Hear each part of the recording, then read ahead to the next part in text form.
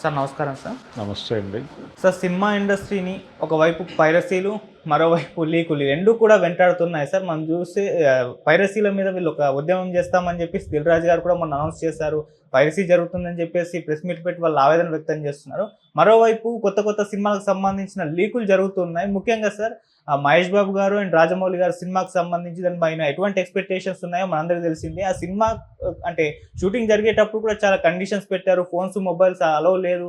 ఇంత స్ట్రిక్ట్గా నడుస్తున్నప్పటికీ సినిమాకి సంబంధించిన 2 లీక్ అయ్యాయి. మొన్న మనం చెప్పుకున్నాం కాశీ సెట్ ఒకటి లీక్ అయింది. మళ్ళీ ఇప్పుడు ఒక వీడియో క్లిప్ మహేష్ బాబు గారికి సంబంధించిన వీడియో క్లిప్ లీక్ అయింది. అది దాన్ని చాలా ప్లాట్ఫామ్లో పెట్టేసి మొత్తం కూడా పుష్ చేసేస్తున్నారు. సో ఈ విధంగా లీకులు వెంబడి దీనివల్ల ఏమైనా ప్రమాదం ఉందంటారా, లేకుంటే ఇది సినిమా ప్రమోషన్కి ఏమైనా హెల్ప్ అవ్వచ్చు అంటారా? మరి ఏ విధంగా చూస్తారు సార్ ఈ పైరసీలు, లీకులకు సంబంధించి మీరేం చెప్తారు?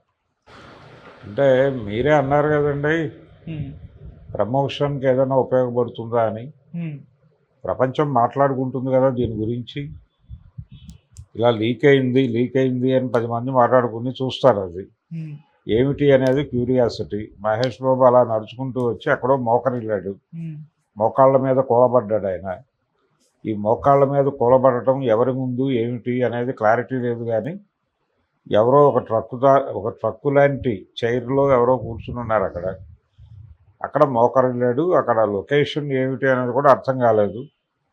జస్ట్ అలా నడిచి రావటం, నెడుతున్నారు అతన్ని. ఒక యూనిఫామ్లో ఉన్నటువంటి మేబీ ఏదో దేశపు మిలిటరీ అధికారిలాగా అనిపించాడు అతను. ఇంకొక యువతల ఇతను ఆ మోకాళ్ళ మీద కూర్చున్నప్పుడు అవతల ఆపోజిట్లో ఉన్నటువంటి క్యారెక్టర్ కూడా ఏదో యూనిఫామ్లో ఉన్నట్టుగానే కనిపించింది. ఇది ఒక ఫారెస్ట్ అడ్వెంచర్ అని చెప్తున్నారు. మరి ఫారెస్ట్ అడ్వెంచర్లో ఈ సీన్ ఎలా ఎమర్జ్ అవుతుంది? అదేదో ఎడారిలా అనిపించింది ఆ షాటు. ఏదైనా కావచ్చు, అంటే దానికి లింకులు, లీడులు ఏమీ లేవు. కానీ ప్రపంచం అయితే మాట్లాడుకుంటుంది దీని గురించి. ఏం జరుగుతోంది? అయ్యో రాజమౌళి, అయ్యో మహేష్ బాబు సినిమా, అయ్యో నారాయణ గారు, ఏం జరుగుతోంది? ఇలా సినిమా లీక్ అయిపోతుంది అని ఒక ఆవేదన వ్యక్తం చేయొచ్చు. నిజానికి లీకుల ద్వారా భారీ ప్రమాదం ఉండదు అనేది గతంలో అత్తారింటికి దారేది అనే సినిమా ప్రూవ్ చేసింది. ఆల్మోస్ట్ ఇంటర్వెల్ వరకు సినిమా లీక్ అయింది. ఇంటర్వెల్ తర్వాత సినిమా ఏమిటి అని చూడటానికి జనాలు థియేటర్కి వెళ్ళి రికార్డు స్థాయిలో కలెక్షన్స్ ఇచ్చారు. కాబట్టి ఇది డెఫినెట్గా ప్రమోషనల్ యాక్టివిటీ లింక్ అయినటువంటి ప్రోగ్రామ్గా అనుకోవచ్చు. అలా మరక మంచిదే అన్నట్టుగా లీకు మంచిదే అని ఇది మేబీ అంటే యూనిట్లో చాలా దగ్గర వాళ్ళు, అంటే పెద్ద డిస్టెన్స్ నుంచి తీసినట్టుగా కూడా అనిపించలేదు. సమ్ ఎక్స్టెంట్ ఆ ఏరియాలోనే ఉన్నారు ఎవరో తీసిన వాళ్ళు. జనరల్గా అక్కడ సీసీ కెమెరాలు అది మాత్రమే కాదు, చాలామంది వాళ్ళ స్టాఫ్ వాచింగ్ ఉంటుంది. ఇంతమంది కళ్ళు కప్పి ఆ వీడియో ఎవరో తీశారంటే వాళ్ళలో వాళ్ళే ఎవరైనా తీసి ఉండొచ్చు కూడా. ఇలా ఎవరో ఒకళ్ళు, అంటే యూనిట్కి సంబంధించిన వాళ్ళే ఎవరో ఒక ప్రయత్నం చేశారు. కాబట్టి మరక మంచిదే అనే సిద్ధాంతం ప్రకారం ఇదేదైనా లీక్ అయిందేమో అని ఒక డౌట్. లేదు, నిజానికి ఇప్పటికే ఆ సీన్ జరిగిపోయి చాలా కాలమైనా అయి ఉండాలి. వాళ్ళు రెగ్యులర్ షూట్లో ఉన్నారు. ముహూర్తం అయిపోయింది, రెగ్యులర్ షూట్ నడుస్తోంది. అనుకున్నంత ఎక్కువ టైం తీసుకోకపోవచ్చు అంటున్నారు ఈ సినిమాకి సంబంధించి. కొంచెం ఎర్లీగానే సినిమా రిలీజ్ ఉండే ఛాన్స్ కూడా ఉంది. షూటింగ్ కంప్లీట్ అయ్యేలోపు ఇది కూడా కొంత ప్రచారం జరుగుతూ ఉంటుంది. లైవ్లో ఉంటుంది సినిమా. ప్రపంచం నోళ్ల మీద ఉంటుంది సినిమా. ప్రపంచం నాలికల మీద సినిమా పేరు వచ్చే వరకు ఉండటం అనేది అవసరమే. కాబట్టి ఆ మేరకు ఈ లీకు వీరులు పుష్ చేస్తున్నారు సినిమాని అని అనుకుందాం.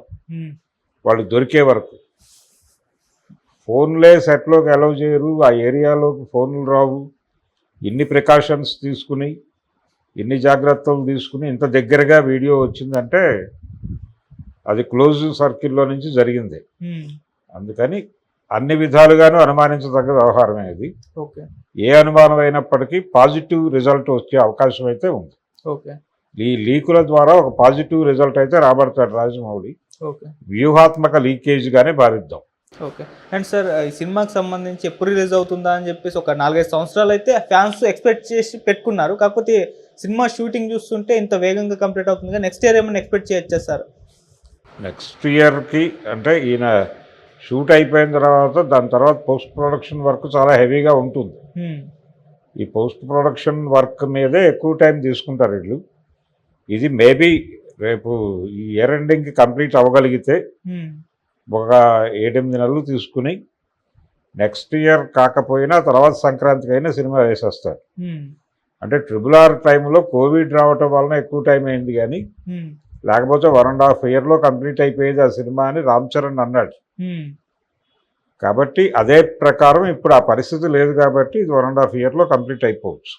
Okay sir. అయిపోయి ప్రమోషన్స్కి ఇతర యాక్టివిటీస్ అలాగే ఇతర భాషల్లోకి ప్రమోట్ చేస్తారు. దీని మార్కెట్ విస్తృతి రీత్యా కొంచెం టైం తీసుకుని రేపు జనవరి కాకపోయినా వచ్చే జనవరికి పెట్టుకోవచ్చు. అంటే 26 లేదు 27 జనవరికి సినిమా పెట్టేసుకునే అవకాశం అయితే కనిపిస్తుంది. అండ్ సీక్వెల్స్ కూడా ఉన్నాయని అంటున్నారు సార్, 3-4 అని కూడా అన్నారు. సీక్వెల్స్ ఉన్నప్పటికీ ముందు ఏది రిలీజ్ చేయాలన్నా కనీసం 4 ఏళ్ళు అనుకున్నది 2 ఏళ్లలో వస్తే ఆనందమే కదా వాళ్ళకి, అవును అభిమానులకి.